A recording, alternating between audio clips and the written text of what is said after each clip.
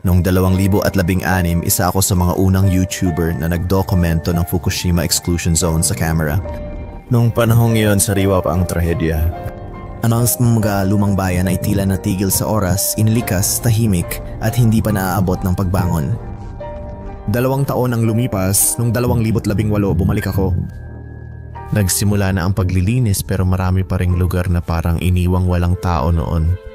Simula noon patuloy na nagbago ang Fukushima. Muling itinayo ang mga kalsada, muling binuksan ang mga bayan at nagsimulang bumalik ang mga tao. Pero habang umusad na ang mundo, hindi pa ako nakakabalik. Hindi hanggang 2022 nang ginugol ko ang isang buong buwan na naninirahan sa loob ng Fukushima. Idinokumento ko ang lahat mula sa mga bayan na muling nabuhay hanggang sa mga lugar na nananatiling nakabitin, ang mga dilaw at pulang sona. At ngayon na matapos ang halos 2 taon mula nang unang tumapak ako dito, handa na akong ikwento ang buong kwento. Ito ang pinakamasinsinan at pinakamatinding dokumentaryo na nagawa ko tungkol sa Fukushima. Kwento ng sakuna, pagbangon at lahat sa pagitan.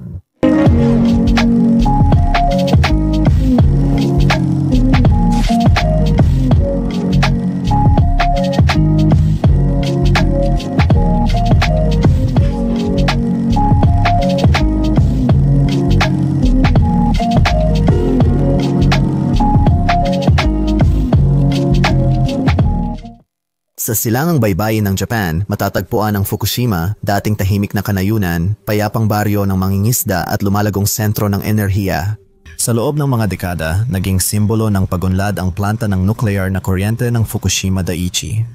Itinayo noong dekada 70, nagbigay ito ng malinis at episyenteng kuryente sa milyon-milyong tao sa bansang kulang sa likas na yaman para sa enerhiya.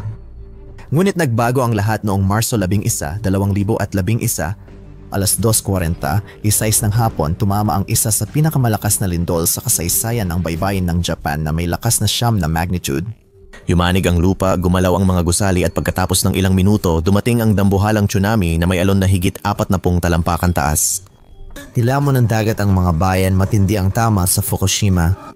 Pinatay ng tsunami ang mga backup generator ng planta ng kuryente, pati na ang iba't ibang sistema na dapat magpanatiling malamig sa mga reaktor sakaling may emerhensya.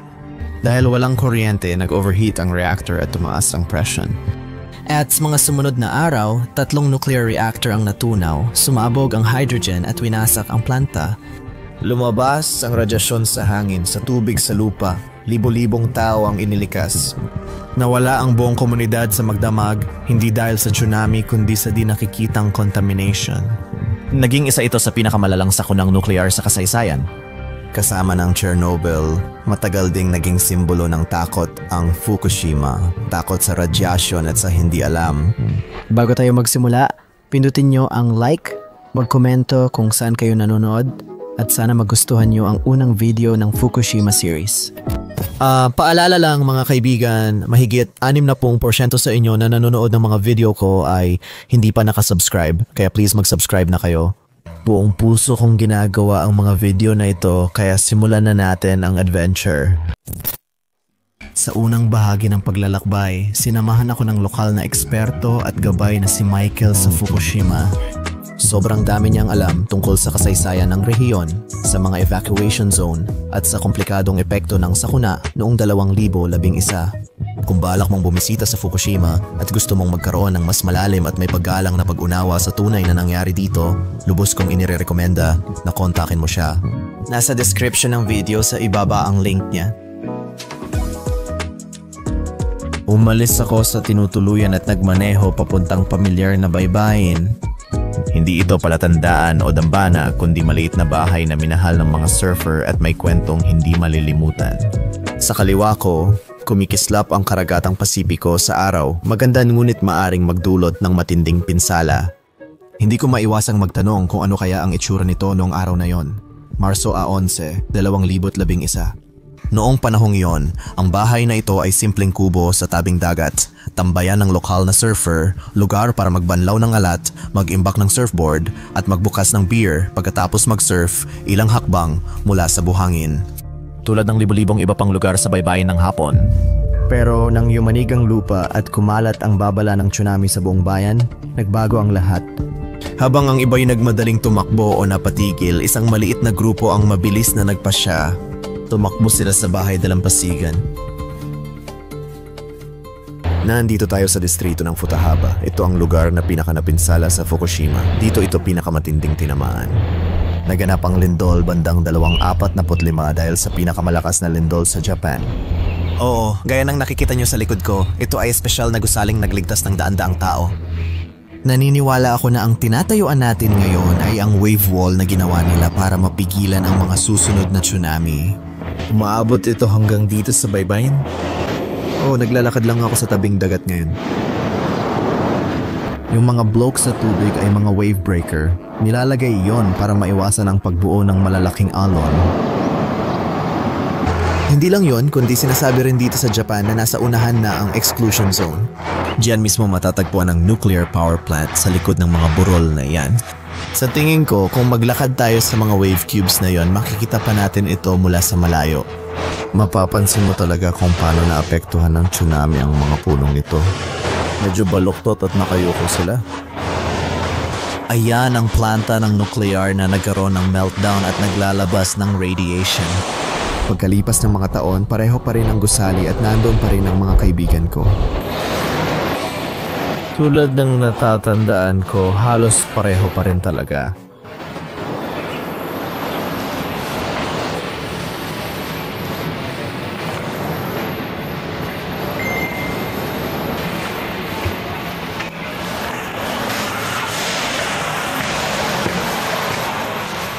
Tingnan mo, makikita mo pa ang ilang banig na ginamit ng iba.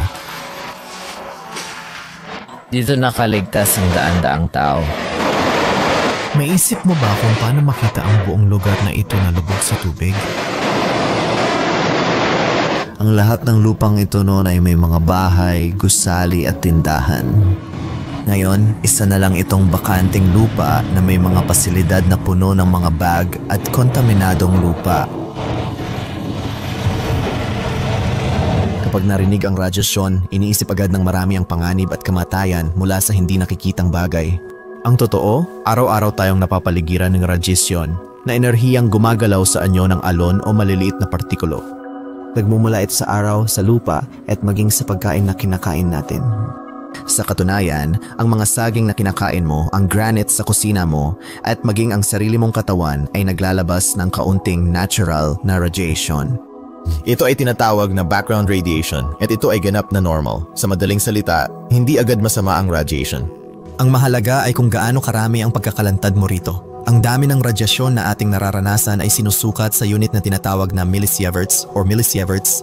Sa karaniwan, ang isang tao ay tumatanggap ng mga 2 hanggang 3 millisieverts bawat taon mula lamang sa mga natural na pinagmumulan tulad ng cosmic rays mula sa kalawakan o radon gas mula sa lupa. Himayin natin yan gamit ang ilang halimbawa. Ang isang chest x-ray ay nagbibigay ng humigit kumulang 0.1 millisieverts. Katumbas na yan ng 3 araw ng natural na background radiation.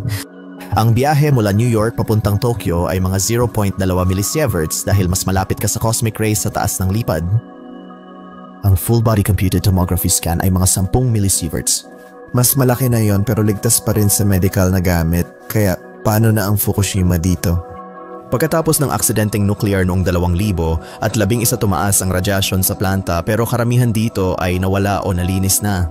Sa ngayon, maraming lugar sa Fukushima, lalo na sa labas ng media exclusion zone, ay may mas mababang radyasyon kumpara sa ilang malalaking lungsod.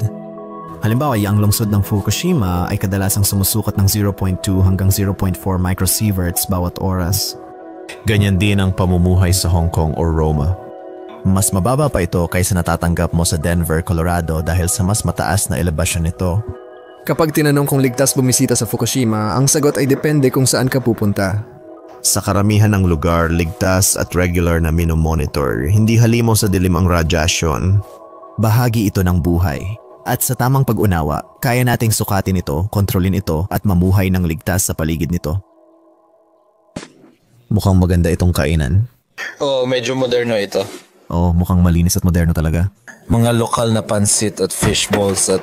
Nasa Nami, Fukushima ako sa green zone na may mababang radyasyon kaya pwede nang tumira, magtrabaho at magtayo muli rito. Ito ang stasyon ng Nami, hintuan sa Jobin Line. Matapos ang mga taong katahimikan, abala na ulit ito sa tren, pasahero at bisita. Malapit sa istasyon, makikita mo ang kakaibang attraction ng bayan, ang Chansey-themed Pokemon Park. Bilang bahagi ng isang proyekto sa buong prefectura, ito ay dinisenyo upang maghatid ng saya, maghikayat ng turismo at sumimbolo ng pagbangon. Tigil ako dito para magmerienda. Isang simple pero makahulugang karanasan dahil hindi pa ganoon katagal ang mga lugar na ganito ay wala na rito. Ngayon, kasama na silang muli sa araw-araw. Mukhang maganda ito. Kaya ito ang lokal na larawan. Oo? Sinasabi rito na ito ang Nami Road Station na kinaroroonan natin. Aha. Pagkatapos, sinasabi ito sa Hapones. Parang umaasa na lang na ayos ang lahat. Para sa akin, si Nami ay isang perpektong halimbawa ng kung ano talaga ang itsura ng isang green zone ngayon. Patunay ito na hindi ghost town ang Fukushima tulad ng akala ng marami. Mga pare, akala ko parang noodles ito pero kung titingnan mo ng mabuti, parang maliliit na isda pala talaga.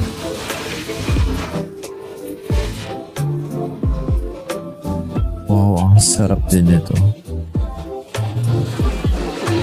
Unti-unti nang bumabalik ang buhay dito pero hindi kalayuan mula sa kinatatayuan ko ay ang Yellow Zone. Dito nagbabago ang lahat. Ang Yellow Zone ay kung saan tumigil ang oras mula pa noong sakuna noong 2011. Huminto lang kami dito dahil nakita namin ang punong ito na tumutubo mula sa lupa. Katabi lang ng mga inabando ng vending machine na ito. Ibig kong sabihin siguradong wala yan dyan dati. Parang bakit ka naman magtatanim ng puno sa harap ng vending machine? Kaya siguro tumubo ito mula sa lupa at lumaki sa nakaraang 10 taon. Technical na bukas ito sa publiko, pinapayagan ng mga tao na dumaan, pero mahigpit na ipinagbabawal ang pumasok sa mga gusali. Gayunpaman, patuloy pa ring dinadayo ng mga explorer at photographer mula sa iba't ibang bansa ang lugar na ito. Hindi ito kawalang galang, nais lang naming makita at maitala ang katahimikan dito. Sige mga kaibigan, 300 ZX ito. Di kami sigurado kung anong skyline ito, maaring R32 o R35. Kung sakaling alam mo, pakiiwan ng komento sa ibaba. Nagkakagulo dahil sa mga gulong pero sa tingin ko may pumalit dito. Dahil hindi talaga original na Skyline G2R na mga gulong ang mga yon. Pero tingnan mo ito, may mga naiwan pang gamit sa loob ng trunk. Kailangan lang lumikas ng mga tao kasama ang mga sasakyan nila. Noon mahalaga talaga ito sa kanila. Grabe, mapapaniwalaan mo ba? Pinaghirapan mo pero nawala lahat. Hindi lang bahay, pati kotse mo rin. Mukhang sobrang sira na ang harapan nito at nariyan pa ang red zone, ang pinakamapanganib na bahagi ng Fukushima. Mataas pa rin ang radiation dito kaya hindi ligtas tirhan. Isinara ito sa publiko. Bawal pumasok, walang exemption. Para sa marami, mula lang sa bintana ng sasakyan sa Route 6 nila ito nasisilip. Para sa documentation at pagpapakta ng natitira, nagdesisyon ako. Dito, saglit akong nahiwalay sa aking gabay at may nakita akong bahay sa loob ng red zone. Isa itong lumang bahay na may istilong tatami. Hindi ako sigurado kung ano talaga ang naging sanhi ng kaguluhang ito. May kutob ako na maaring dulot ito ng bagyo, lindol o baka mga hayop pa nga. Duda akong may mga taong dumaan dito. Maraming lugar sa red zone ang parang mga time capsule katulad nitong bahay na ito. Mga kwarto na may kasangkapan, litrato ng pamilya at gamit araw-araw. Parang nagyelo sa oras kung paano sila iniwan noong araw na napilitan silang umalis. Tingnan mo yan, ang astig ng action figure na yan. Mga bumunting palamuti lang naman yan. Uy, tignan mo, may bote ng sake na hindi pa nabubuksan. Punong-puno talaga ng damit ang kwartong to. Marami na tayong napag-usapan sa ngayon. Kasaysayan ng sakuna sa Fukushima, epekto sa rehayon, at pangunahing pag-unawa sa radiation at evacuation zone. Sana sa ngayon ay nakuha mo na ang malinaw na pag-unawa sa nangyari dito at kung bakit ito mahalaga pa rin hanggang ngayon. Ngayon oras na para bawasan ang salita at mag-explore pa tayo. Sa part 2 ng video, mas palalalimin ko ang talakayan sa isa sa pinaka-iconic na bahagi ng kalsada sa post-disaster Fukushima, ang Ruta 6. Kaya sa ngayon, kakapark ko lang ng kotse doon. Dadaling ko kayo sa Ruta 6.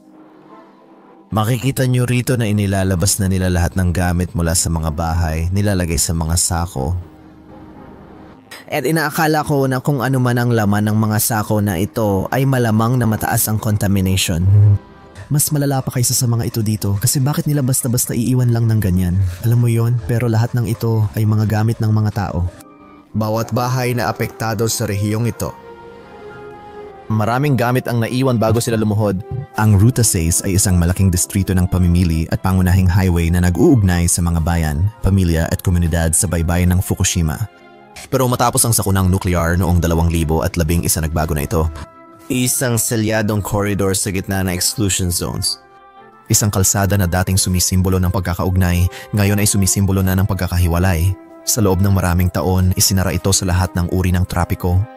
Noong 2014 binuksan ulit ng awtoridad ang Ruta 6 sa publiko. Pagsapit ng 2025, nagbago na naman ang Ruta 6. Ang kalsadang dati para lang sa sasakyan, ngayon pwede nang lakarin. Tulad ng nakikita ninyo, mababa lang ang radiation, 0.6 na microsieverts. Napakaligtas.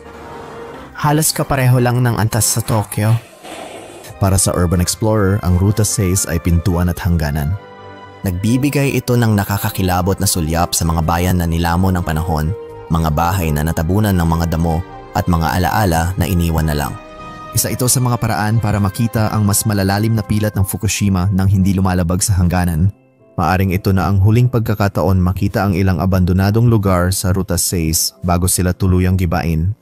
Kaya humanda ka na, pupunta tayo mismo sa puso ng radioactive na ghost city na ito. Nakarating ako sa loob ng tindahan ng damit na ito. Ang daming damit dito, puno ng mga damit ang lahat ng racks. Medyo mahal talaga ang mga damit dito.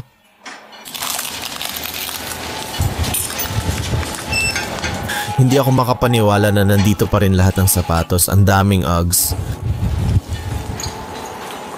Pwede akong kumuha ng bagong medyas, meron tayong Mickey Mouse na medyas.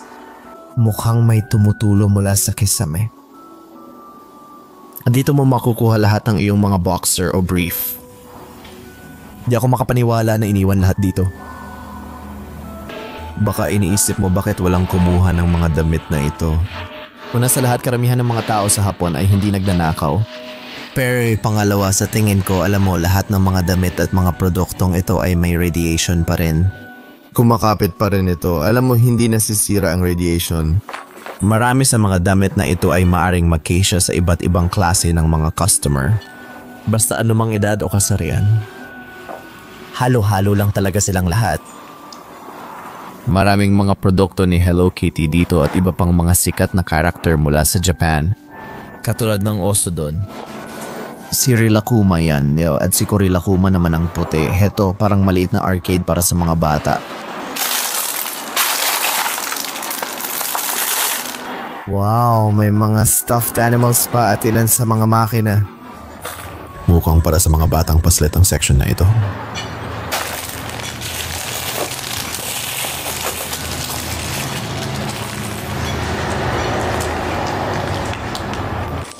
Hanggang ngayon, hindi pa rin ako makapaniwala na matapos ang 10 taon, hindi natin alam paano alisin ang radyasyon. Nakakalungkot makita na nasasayang ang mga damit na ito.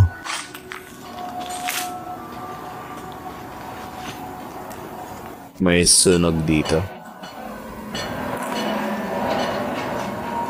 Sa ngayon gusto ko talaga ang tindahan. Maraming magagandang damit at mga cute para sa mga babae. Ibig kong sabihin, tingnan mo ito. May mga Minnie Mouse na kamiseta. Sigurado akong magugustuhan nyo ito mga babae. Tingnan mo kung magkano ito. Hindi naman talaga sinasabi na tingnan ang presyo. May mga Rilakkuma na hoodie tayo dito. Sige, naghahanap ako ng mga panlalaking damit. Wala pa akong masyadong nakikita. Mukhang para sa mga babae talaga ang tindahan na ito. Handalsyan lang ang mga jacket. Para pa rin ito sa mga babae. Ang ganda ng damit na yon. So wait, nahanap ko na ang section ng panlalaki. Uy, may Boston Red Sox tayo dito. Shoutout sa lungsod ko. Tingnan natin kung makakahanap tayo ng magagandang damit. Astig ito. Oh, ano yun? Gusto ko itong damit na to. Siguradong bibiling ko yan. Gusto ko yung mga zipper nito. Nagpapaganda ito ng itsura.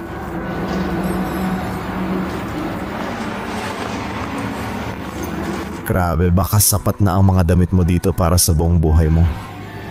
Ngayon, parang lahat ay nawala na lang. Uy, ang astig din ng shirt na yan. Gusto ko talaga ang fashion ng Hapon. Parang ang advanced talaga nila pagdating sa teknolohiya at fashion. Naniniwala ako na sinasabi nila na ang fashion dito sa Hapon ay parang 10 taon ang advance. Ang daming boxer shorts. May mga champion na medyas tayo dito. Parang paborito kong medyas ang mga yon. Psychedelic. Anong ginagawa niyan sa Hapon? May magaganda pala silang damit para sa mga lalaki. Gusto ko talaga yung plaid na polo at yung jacket na yon. Ay, astig din ang pantalon na yon.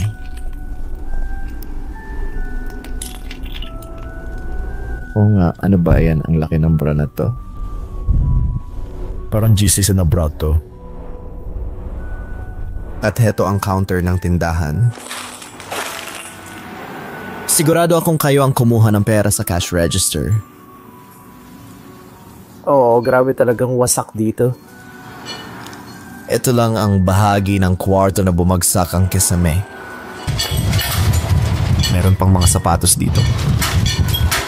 May mga bag pa nga tayong nakasabit lang. Grabe ang wild nito.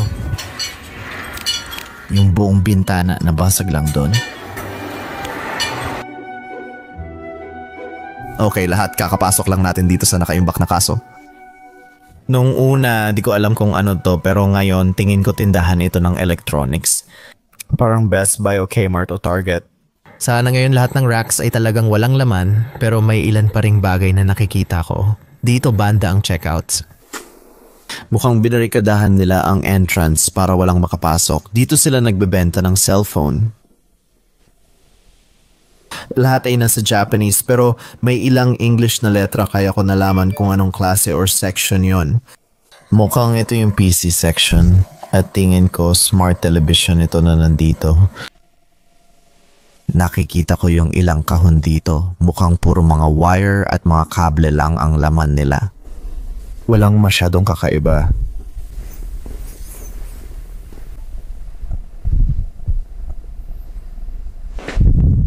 Lahat ng resibo at yung tape. Mukhang dito yung opisina nila dati. Tingnan mo lahat ng gamit nila sa opisina. May printer pa sila. Kaya naman nating lumabas doon kung gusto natin. Pero malamang mapapansin tayo sa main road. Tingnan mo yun, nakuha na natin lahat ng susi. Pakiramdam ko may nagnanakaw sa mga circuit board dahil lahat ay nabuksan na. Tingnan mo yan, mga piraso ng kung ano man to. Mukhang printer. Parang may nagtangkang kumuha ng piyesa rito na di karaniwan sa Japan.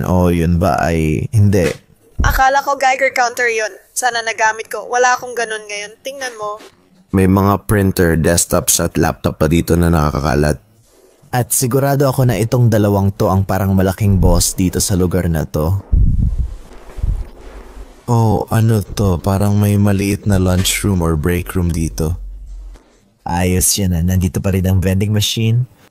Mukhang may nagtangkang magnakaw ng pera sa loob nito. Sigurado akong may mga inumin pa rin dyan. Tingnan mo, parang ito yung locker room para sa mga empleyado. Ang liit. Hindi ko nasusubukang pumasok dyan. Malamang ito yung storage room kung saan nila nilalagay lahat ng gamit. Tingnan natin kung may laman sa loob ng mga ito. Lahat ng ito ay kontaminado na ng radiation. Medyo mabigat pa kasi may laman pa. May coffee maker pa rin tayo dito. May mga rice cooker din. At may isa pa doon. Alam mo, lahat ng ito ay nasasayang lang.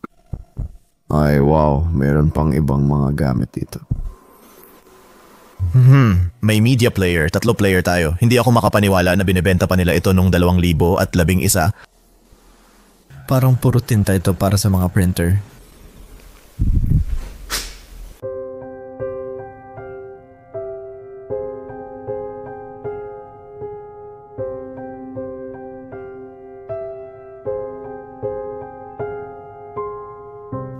Sige lahat, kakadating lang natin sa isa pang gusali, mukhang tindahan ito ng suit at nandyan pa ang mga gamit sa counter.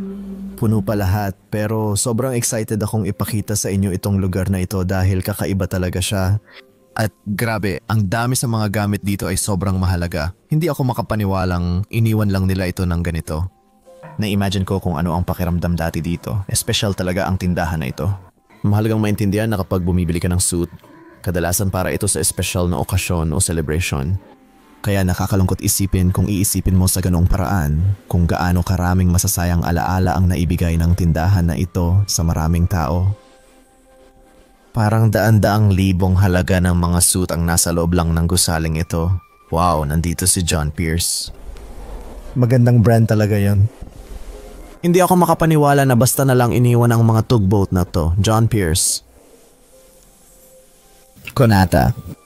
Grabe, parang may... Ang daming magagandang taksido dito sa tindahan na to. Hindi naman ito masyadong mahal. Mga $200 lang siguro ito. Ay, pero may nakalagay na for sale na karatula. Kaya tingin ko ito lang ang sales section. $6 ang presyo nito. Oh, narito yung ilang tuxedo galing Italia. Sa tingin ko kaya may bandila ng Italia dyan. Mukhang 3 piraso ito o pwede kang kumuha ng set. Kaya siguro ang tindahan ay halo ng mga Japanese at United Kingdom na brand. Ito ang collection ng Kansaimon.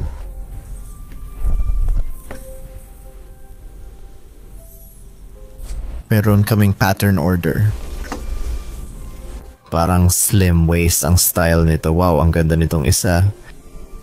Si John Pierce ang paborito kong tuxedo sa lahat ng nakita ko, Pinky Woolman.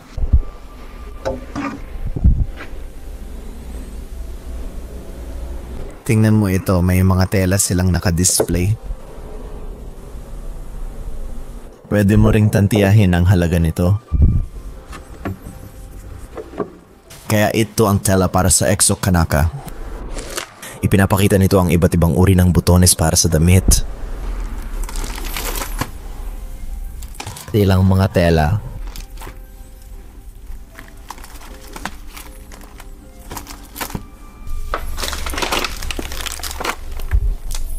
Oh, mga panyo pala ito. Isang hawak lang, hepe. Anang collection ng tulay. At dito naman, marami tayong mga panloob na damit. Wow. Naisip ko kung magkano ang presyo ng ilan sa mga pares na ito. Siguro may price tag naman dito. So, basically ito parang 10,000 yen. Mga $70 din yon. Medyo mas mahal ang mga ito. 15,000 yen. Mga $120 yon. Nagtataka ako kung ano ang laman nito. Pakiramdam ko parang may alahas sa mga bagay na to. Heto, may ilan pa na naiwan sa kanilang mga kahon. Siguro para sa mga suit nila yon. Oh, magaganda ang mga kamiseta na ito. Oo, sigurado akong magpapainit ito sa'yo. Mukhang mas marami pang kurbata rito. Mukha silang nasa 9,000 yen ang presyo. May mga pantalon tayo dito sa kanto. Sobrang alikabok at ang daming sapot ng gagamba. Ang mahal naman. Parang naka-sale ito. Oh, hindi na masama. Medyo okay na ang presyo. May mga suit din tayo para sa mga babae. Siguro set na ito dito. Sige, ganito ang itsura sa likod ng counter. Sa tingin ko mga cheque ito. O siya, may mga t-shirt tayo dito. Siguro ganito ang itsura ng t-shirt. Mukhang maganda naman sila. Naging ligtas sila sa loob ng mga bag na ito. Wow. Tingnan mo ang mga bag na ito. 20% ang bawas. Oh, magmumukha kang professional kapag meron ka nito. Meron kaming mga medyas. May ilang jacket. Oh, ang ganda nito. Gusto ko ang estilong ito. Mukhang matibay. May vest pa. Oh, itong mga damit dito sa kotse ay hindi rin mukhang pang negosyo. Mukhang pang casual lang talaga. Isang magandang tingin sa pinsalang dulot ng lindol. Sobrang sira ng kisame dito.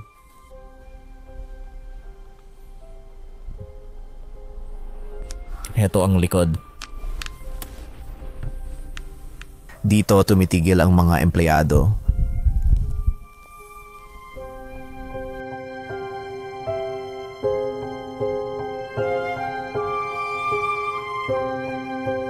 Tingnan mo, sobrang puno na. May mga mask din tayo. Karaniwan na ito sa hapon kahit bago magka-COVID. Wow, kalat-kalat lang talaga ang mga ito kahit saan. Malamang galing ito sa mga bagyo o lindol. May solution ng Fontac dito. Pwede kong gamitin ang ilan sa mga boteng ito. Mukhang section ito ng frozen na pagkain. Siguro may inumin din sila rito. Pero mukhang tinatanggal na nila ang karamihan ng mga bagay dito. Siguro nililinis na nila ang lugar. Malamang mawala na ito sa loob ng isang buwan o mas maaga pa.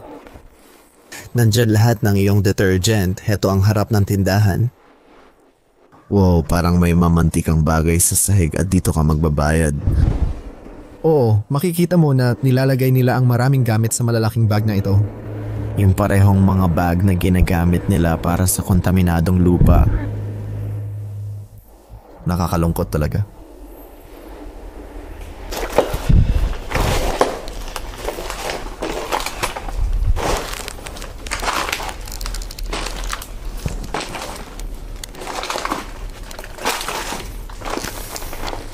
Narito ang isa pang counter kung saan ka magbabayad. Mukhang pinaghiwa-hiwalay nila ang maraming bagay dito. Sa tingin ko, mga vitamin supplements ito.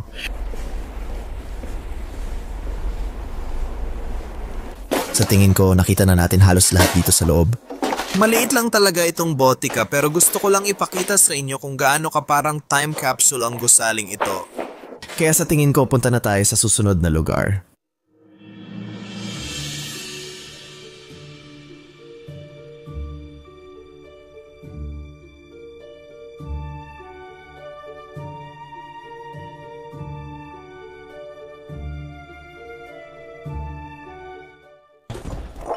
Kakapasok lang namin dito sa abandonadong sushi restaurant na nasa tabi mismo ng Route 6. Ang nakakagulat, naiwan pa rin lahat ng gamit. Kakaiba talaga ito.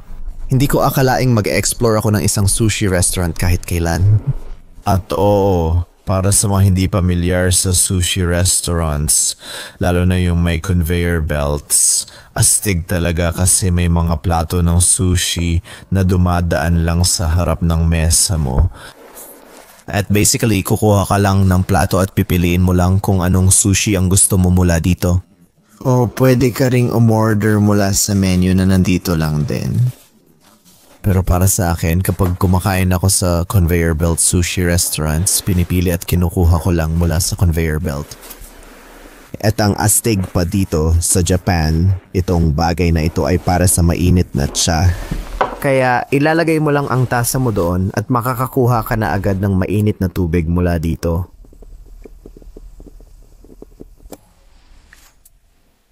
Gumagana pa kaya ito? Sandali lang, parang naririnig kong umiinit siya. Ang astig nun.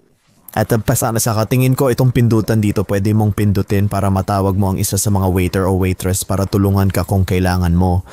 Pero sige, 5 araw na akong nandito sa Fukushima. Nag-explore ng mga magagandang lugar dito. Sige, ilalagay ko lang ang bag ko dito.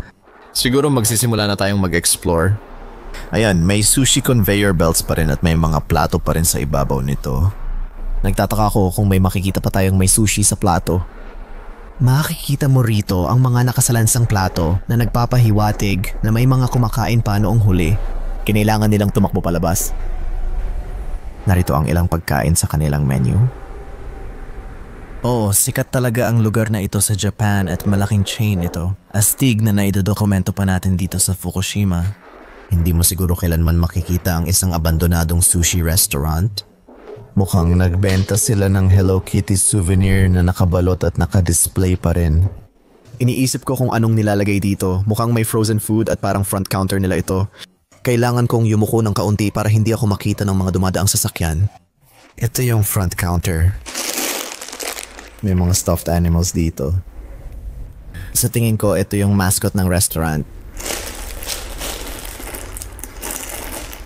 Heto ang isa sa mga menu. Para siyang malalaking plato ng sushi. Medyo okay din ang presyo. Ganyan din ang itsura ng menu doon sa taas. And may isa pang menu. Wow, sulit talaga ito para sa makukuha mo. Ang pinakamahal ay 5,000 yen na mga 30 hanggang 40 dolyar siguro. Tingnan mo kung gaano karaming sushi ang makukuha mo. Maraming sushi na makukuha sa presyong yan. Heto ang hanay 41 hanggang 46 at 51 hanggang 56. Mukhang malinis ang mga ito para ito sa miso soup. Dito banda siguro ang counter kung saan ka magre-refill ng inumin mo o kukuha ng iba pa. Sa tingin ko ito ay para sa mainit na tsokolate. Narito ang refrigerator. Sa tingin ko yung mga kahon ay para sa wasabi. May mga baso rin para sa beer.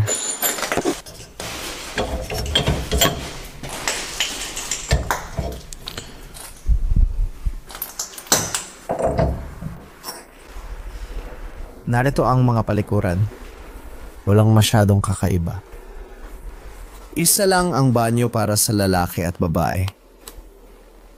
Siguro mga batang paslit. Simulan na nating maglakad pababa sa ilang hanay para makita nating dalawa lang ang meron sila. Ito parang halo ng upuan para sa mga pamilya. And para din sa mga nag-iisang tao, parang yun ang isang bagay na gusto ko sa hapon. May consideration sila para sa mga taong gustong kumain mag-isa. Sige. Pupunta na tayo ngayon sa susunod na hanay. Maraming gamit dito sa mesa ng bar. Mukhang maraming kinain ang mesang ito. May natira pang pagkain sa mangkok ng udon na yan. Iniisip ko kung magkano ang nagastos nila sa sushi at kung nagbayad sila. Ang dami nilang naipon. Tingnan mo kung gaano.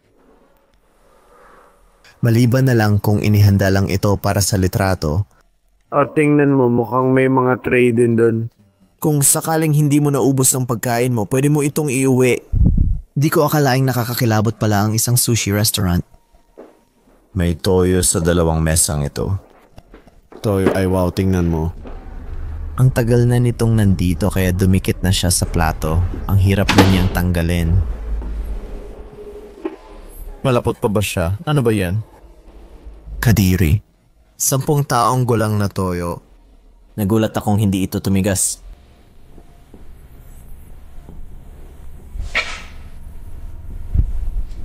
Dito, nakaabot ka sa mga chef rito.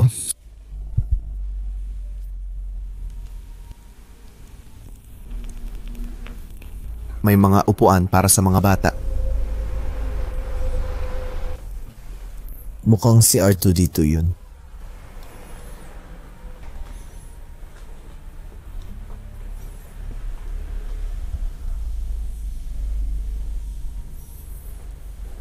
Sige, saan ito papunta? Bumabalik ito sa kusina. Ang dilim dito. Kailangan ko ng ilaw para dito. Sa tingin ko, nalibot na natin halos lahat. Kukuha lang ako ng ilang mga litrato ngayon. Oh, mukhang lahat ng mga mesa na ito ay ginagamit din, lalo na yung may toyo. Dito mo malalaman na may mga taong kumakain bago silang lumikas.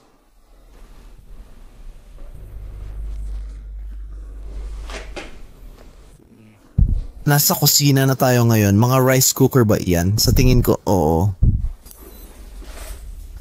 Grabe ito. Siguro dito naghahanda ng mga sushi plate ang mga chef. Naku, ang baho nito mga pare. Nakatako ko na ang freezer at may pagkain pang naiwan sa loob nito. Naku, grabe. Kita mo yung parang sapot ng gagamba. Talagang nandun sa loob. Tingnan mo rin yung isda dito, oh. Ay, ang dumi. Ayaw niyong malaman yung amoy ngayon. Sobrang baho kahit 10 taon na. Bubuksan ba natin, guys? Siguro ito na ang pinakamatinding pagbubukas ng freezer na nagawa namin sa channel na to. Palagi kaming nagbubukas ng refrigerator sa bawat video. Mukhang ito na ang pinakamalupit, kaya pindutin nyo agad ang like button para sa ginagawa ko ngayon. Nilalagay ko sa panganib ang buhay ko ngayon.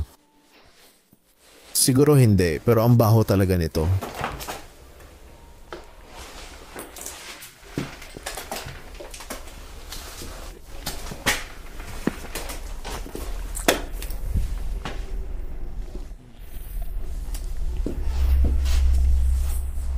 Sige, umalis na tayo. Hindi ko na kaya ang lugar na to. Sa tingin ko dito nila inihahanda ang sushi. Nandito lahat ng mga plato ng sushi sa mga lalagyan na ito.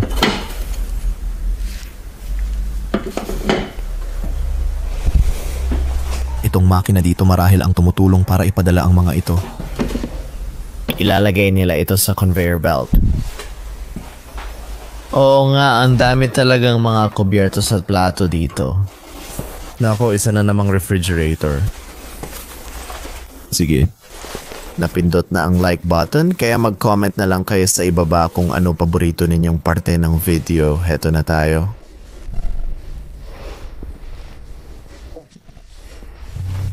Ang baho ng amoy. Ang sama nito. Etsong nabubulok.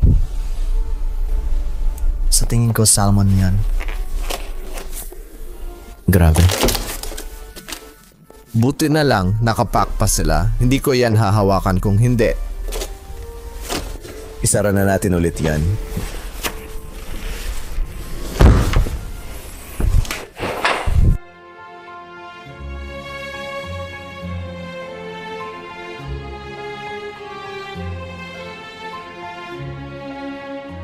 Kakastop lang namin sa tabi ng Subaru dealership.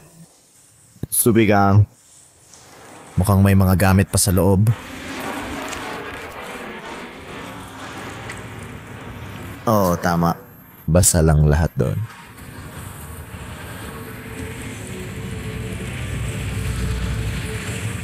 Hazmat suit ba yan? Parang sa garahe, may ilang sasakyan pero walang WRX. Iniisip namin na baka mas marami pang sasakyan sa loob dahil may mga gulong pa rin. Meron bang kahit ano dyan, Dave? Wala. Mukhang residential ang gusaling yon. Sigurado akong dito nakatira ang may-ari ng tindahan. Kaya ba ito kamangha-mangha, Dan? Oo. Sa tingin ko, malamang magiging isang weird. Pare ayos o mukhang ganun. Pati yung mga gulong parang sa akin din. Mukhang may bronze na palamati ito. Ang astig talaga nito. May laman pa pero puro alikabok at may insekto sa loob. Steve, pwedeng WRX o kuprang-kuprang to. Ano raw? WRX kuprang-kuprang na sasakyan. Kuprang-kuprang. Kuprang. Kuprang. Kuprang. Hindi ko pa narinig yon. Maganda siya, pare. Oo, maganda nga. Gusto ko yung hood. Stock ba yan? Oo, syempre. Grabe. Sa tingin ko, kaya siguro tinawag na WRX SPI yan. Oo. Mukha siyang STI. Sigurado akong ito eh. Gulong nito, Martin ng mga ito. Ipaalam mo sa akin sa mga comment kung mahal mo ang mga subi. WRX nga ito sigurado. Ngayon dito sa kalsada, may nakita tayong isa pang kotse. Di kami sigurado sa kotse pero kung alam mo magkomento ka sa ibaba.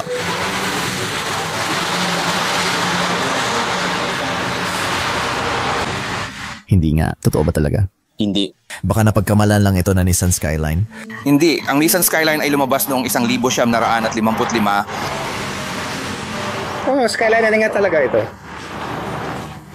Talaga? Hindi naman halata. Oo, sabi ko naman sa'yo. Ay, grabe. Isa siyang napakagaang Nissan Skyline na. So isa siya sa mga pinakaunang modelo? Oo, lumabas sila noong mga 1955. Ito ang mga races at dito nagmula ang Skyline pedigree.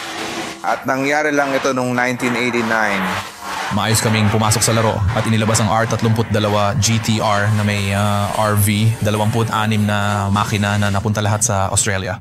Sobrang namayagpag ang Touring Car Championships kaya binili ito noong 1972 at tinawag na Godzilla mula Japan dahil winasak nito ang lahat. Si Dan ang tamang tao para matutunan ang tungkol sa mga GTR. Pwede tayong maghapon dito na pinapakinggan siyang magsalita tungkol sa GTR. Pakinggan mo, ilang taon na rin ako may-ari ng mga GTR at kahit ako, nauupo pa rin at natututo ng mga bagong bagay tungkol dito dahil sobrang nahuhumaling ako. Kahanga-hanga talaga ang mga kotse na to. Kaya ito ang Nissan Skyline S54. 54. Grabe. Hindi yun. Malamang mali yun. Kaya ito ay bago pa. Bago pa talaga ang Hakizuka na siyang 2,000 Gran Turismo Skyline. Príncipe Skyline es el 54.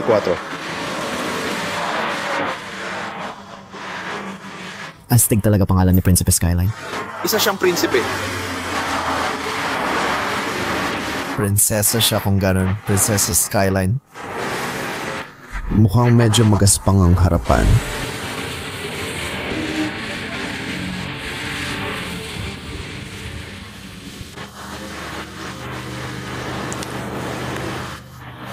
Hindi ko pa nakita yung asul na kalawang na butas sa ibabaw nito.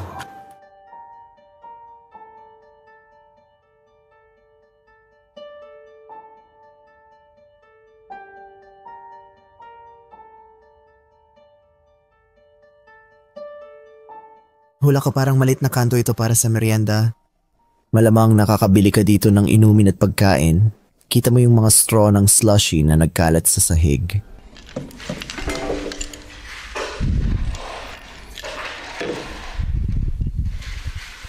Gusto ko itong mga malit na Smurf. Ayos, may mga massage chair pa. Dito ang paborito kong parte. Tigilan ng sugal. Grabe, hindi ko akalaing iniwan lang ito. Libo-libo ang halaga nito. Tara, tingnan natin ang kabila. Maganda-ganda itong television na to. Uy, may mga manga tayo dito. Nasira na sila ng sikat ng araw. Malalaman mo kasi naging kulay asul na lahat. Kung di mo alam ang manga, parang comics lang ito. Meron tayong ilang lumang litrato dito ng mga taong dati nang pumupunta. Mukhang galing pa ito nung dekada 70. Oh, maraming magagandang alaala dito. Tingnan mo, may dayuhan sa kaliwa. At meron tayong dyaryo mula Marso 2011. Oh, may gagamba lang sa ibabaw nito. Ang astig nun. Isa itong napakalaking pachinko center o parlor. Yung ginawa ko mga 2 taon na ang nakalipas ay mas maliit kaysa dito. Oo, napakadilim dito sa loob. Ang laki ng lugar na ito. May security checkpoint sila dito. Siguro dapat tayong magsimulang maglakad-lakad mula rito. Kaya pala ₱1 lang ang halaga ng mga pachinko machine na ito. Mura lang maglaro. Dito ka bibili ng bola. Oh, heto na. Ganito ang itsura nila. Parang ganitong mga metal na bola.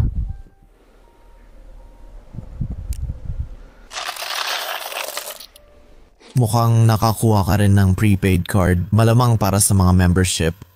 At sa itsura nito mukhang mga pinball machine ito, pero alam mo kung ano ang nakakabaliw. Sa dami ng beses kong napunta sa Japan, ni minsan hindi pa ako nakapasok at nakapaglaro sa isang pachinko parlor. Siguradong susubukan ko yan sa trip na to. Ang dami ko ng beses nakapunta dito sa Japan pero hindi ko pa rin nasusubukan maglaro sa mga pachinko arcade machine na ito. Pare-pareho lang ang itsura nila. Dapat may vending machine sa bawat sulok dito sa Japan. Sige, mukhang may isa pang labasan or pasukan doon sa bandang ibaba. Tingnan mo to. Sa tingin ko, binubuksan ito ng ilang magnanakaw para nakawin ang bakal.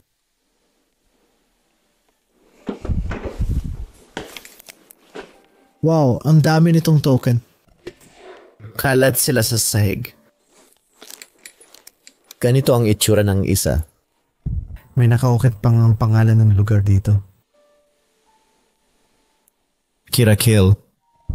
Madilim ang pangalan. Karamihan sa mga arcade machine na ito ay pare-pareho lang.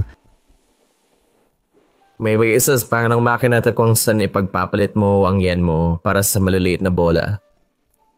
At kung mas nagtataka ka tungkol sa palitan, ang 5,000 yen ay parang $30. And it's ay parang masasabi ko $60 hanggang $70. Ay, ang astig nito. Ito ay mga slot machine na by temang Evangelion. Hindi ako sigurado kung anong anime ito. Kung sakaling alam mo, mag-iwan ka ng komento sa ibaba.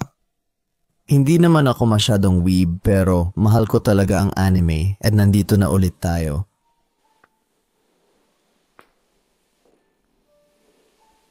Narito ang isang board na may listahan ng lahat ng slot machine. Kung nagtataka ka kung ano ang itsura sa loob ng slot machine, nakabukas ito dito. Narito ang harapang counter. Dito mo marahil ipagpapalit ang iyong mga barya para sa mga puntos na dadalhin mo naman sa ibang sentro para ipalit sa pera. Tingnan mo ang sahig. Ang daming merienda at pagkain. Sa tingin ko may mababangis na hayop na sumira dito. Malamang baboy ramo. At ito kakaiba, may parang shampoo at sabon pa.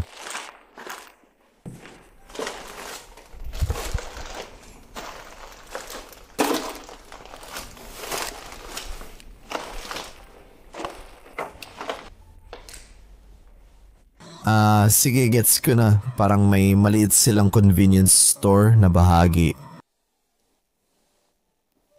Grabe, mga automated teller machine to. Mukhang binuksan ng mga tao at kinuha lahat ng pera sa loob.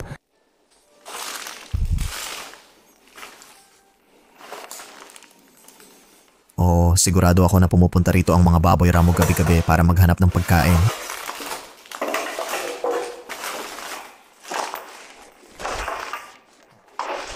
Yung iba sa mga inumin na to hindi pa nabubuksan.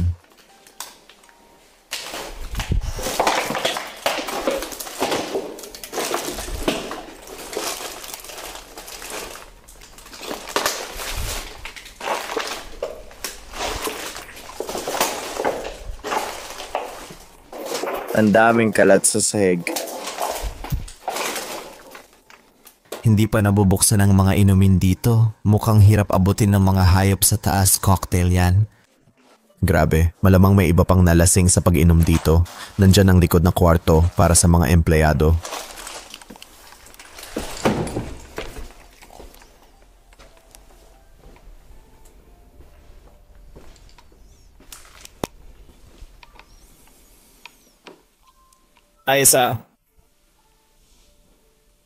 Siguro ito ay parang opisina ng seguridad. Hula ko para sa mga security camera ang mga iyon. May natira pang ilang damit. Sa tingin ko mga walkie-talkie ito na gamit ang security. Nandito pa rin lahat ng mga papeles at dokumento. May mga hindi pa nabubuksang baterya tayo. Pare, kung may apocalypse, perfect ang lugar na to para maghanap ng gamit at materyales. Sa tingin ko, ito ay isang safe. May nagtry talagang pumasok dyan. Mukhang naging matagumpay naman sila, may pinto pa nga. Malamang kinuha na nila lahat ng pera. Makikita mo may mga maliliit na pitaka dito. Malamang ninakaw din nila ang pera mula sa kanila. May iba pang mga opisina. Akala ko para ito sa action figure pero mga polyeto lang pala ang laman. Sige, pwede rin tayong lumabas sa likod. Nandito pa rin ang ilang sapatos ng mga empleyadong dati nagtatrabaho dito. Ano ito? Para sa akin, ang board na ito ay para ipakita kung sino ang empleyado ng buwan. At ito ang break room. Sa tingin ko, itong mga to ay parang mga suspect na hinahanap. Baka may ninakaw sila mula rito. Nagkalat ang mga bola dito, pakiramdam ko, pwede kang madulas at matumba. Bakit ang dami dito? Sige mga kaibigan, tapos na tayo sa Ruta 6. Excited na kaming simulan ang serye ng Fukushima ngayon. Kaya manatili kayong nakatutok at panoorin ang bawat episode ng seryeng ito. Udayin hindi lang ito para sa inyong kasiyahan, kundi gusto ko rin gawin ang dokumentaryong ito para mapanatili ang lugar na ito. Dahil balang araw, gigibain nila ang bawat gusali at hindi natin alam kung ano ang mangyayari pagkatapos nun. Mahalaga ito para sa akin. Nandito ako para mapanatili ang kasaysayan ng mga dating nanirahan dito. Kaya iniaalay ko ito sa inyo na naapektuhan ng sakuna sa Fukushima at sana magustuhan ninyo ang seryeng ito. Ipinapangako ko sa inyo, magiging magalang ako habang ipinapakita ko ang aking pagkalugad sa Fukushima. Kailangan ninyong isipin kung gaano kalaki ang naging epekto nito sa kabuhayan ng mga tao. At nalulungkot ako na makita na may mga naiwan pa rin sa mga negosyong ito at mga tahanan. Mga ari-arian na inabot ng matagal na panahon at pagsisikap bago maitayo. At ang aking mga panalangin at pakikiramay ay para sa mga pamilyang nawalan ng mahal sa buhay sa trahedyang ito. Enjoy sa serye ng Fukushima.